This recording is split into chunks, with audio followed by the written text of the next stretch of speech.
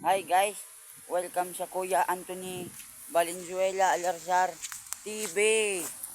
So ayun guys, papunta tayo mga lord sa Bicol at doon tayo magbablog for today's video. Bago ang lahat, mag-subscribe sa Kuya Anthony Valenzuela Alarzar TV. Click the notification bell button para palaging updated sa aking mga vlog dito sa YouTube and Facebook sa Ton Alarzar. For today's video, for today's vlog, papunta tayo ngayon sa Bicol. Yes. Kahit ganito ang suot, mga lods, ganiyan, mga ka-Anthony, magbablog tayo sa Bicol National High School. Tingnan natin kung may mga guro doon. May dala nga pala akong payong. Dahil maulan dito sa Sambungon, Bakakay, Albay. Sa Bicol. Go to Bicol and go to upload to video. So ayun nga, wala tayong mura-mura dito mga lods, dahil bawal na magmura dito sa YouTube para ma-monetize tayo ni YouTube, mga lods, mga ka-Anthony. At yun nga, umuulan-ulan dito at kunti man lang ang ulan. Kung baga ano lang, sa Bicol, ay sa Tagalog, ano lang, ambon-ambon lang ba. Shout out nga pala kay Kuya Noli Vlog, subscribe kayo sa kanila. Team Pahaway, Bicolana Girl, Kalinga Brab, Kuya Colin, Kuya Bot, Vince TV Official, siyempre sa aking YouTube channel. 4 ang YouTube channel ko, bahala na kayo mag-subscribe. Pero dito ako magbablog sa Kuya Anthony Valenzuela Alarzar TV. Yon. Subscribe kayo mga lords and click the notification bell button para palagi kayong updated sa aking vlog. Pasensya na kayo dahil dito ay maputik. Ayan nga, maputik dito sa amin. Ayan ang daanan. Ayan o. Papunta yan sa Bicol. Maputik nga rito. At may tubig. Yan, pakita ko sa inyo ang tubig. Maagos ang tubig dito sa may sa amin. So, pasensya na kayo sa aking vlog dahil ang vlog na ito ay para lang sa mental health ko, mga lods. At kung sana ma-monetize ni YouTube, baka naman, yan, papunta yan sa Bicol. Pag meron na tayong pera, mga lods, ano natin to ng kalsada, pakalsadahan natin to.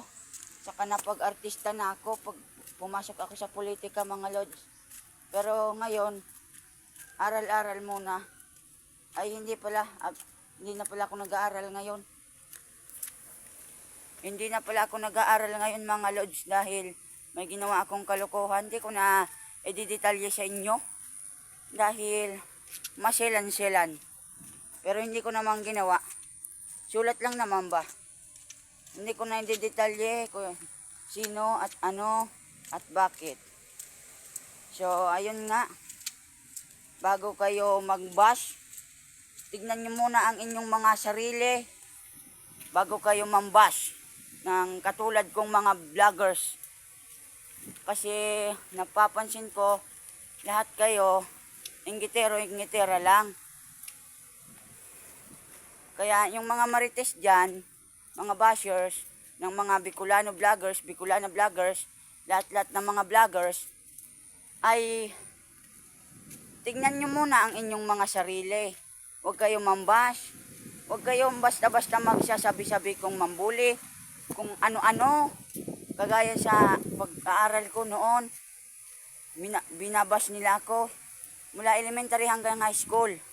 Kung kaya't, huwag kayong mambash para hindi rin kayo mabash, hindi kayo mabuli. At saka man na lang pag may nambuli sa inyo. Yan ang ginagawa ko minsan, pero pag puno na, sumasabog na ang mayon. So ayun nga, mga lords, mga ka-Anthony, huwag kayong mang-bash. Tip lang para sa mga basher. Manood lang kayo kung gusto nyo manood. Huwag na kayong mag-comment nyong, Kasyo, ganyan, ganito, walang mararating yan. Mali po yan. Ang dapat nyong i-comment yung mga magagandang ganito, ganyan, Asensyo yan, ganito, ganyan, mabuting tao yan. Ngayon lang po, wag puro kayong mambash. Kasi sa bash, wala kayong makukuha dyan. Wala kayong makukuha sa kikipagpamarites. Kung kaya't gawin ninyo ng mabuti, gumawa kayo ng mabuti sa inyong sarili. Para hindi kayo mabash. At para humanga at sumikat kayo, huwag kayong mambash.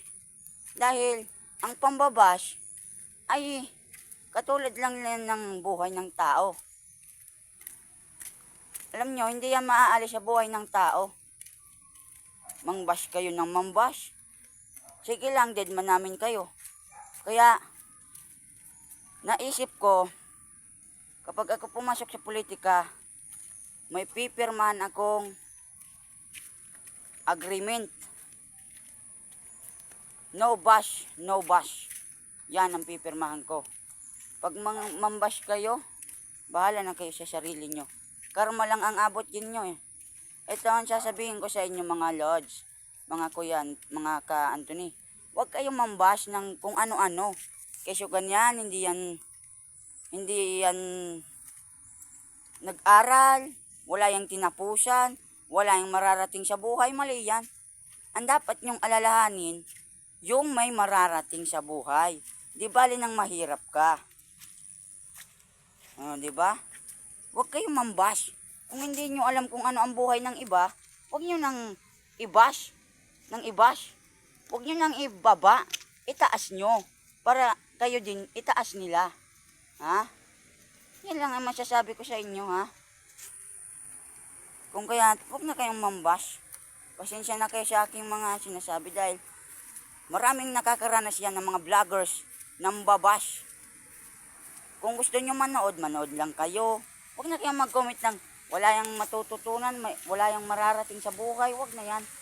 Ang importante, may ginagawa kang mabuti, hindi puro masama. Yung iba kasi nakikita masama. Kung kaya't ganyan, walang tiwala sa sarili, walang tiwala sa ibang tao. Yan lang. Huwag kayong mambash. Yan lang ang sinasabi ko sa inyo. Huwag kayong mambash. Para hindi rin kayo mabash ng ibang tao. Ha? Yan lang ang dapat nyong gawin. Manood kayo kung gusto nyo manood. Kung hindi kayo nasasayahan, edi scroll na. Scroll down. Kumbaga. Kasi hindi yan pwede sa buhay ng ibang tao. Huwag kayong mambash para di rin kayo mabash. Ha? Huwag mga puro pasaway.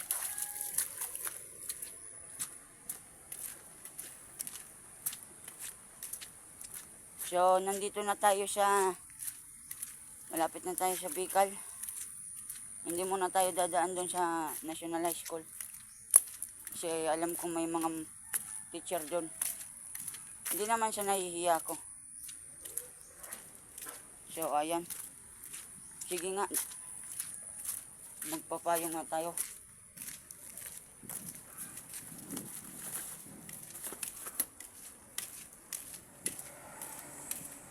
Huwag kayo mambash para hindi kayo mabash. Yun lang.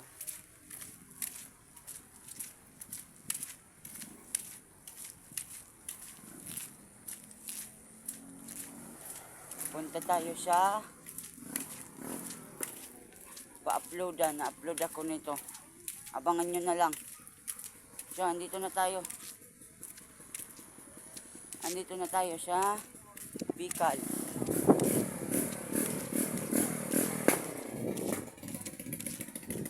Hanggang dito na lang ang vlog. Thank you.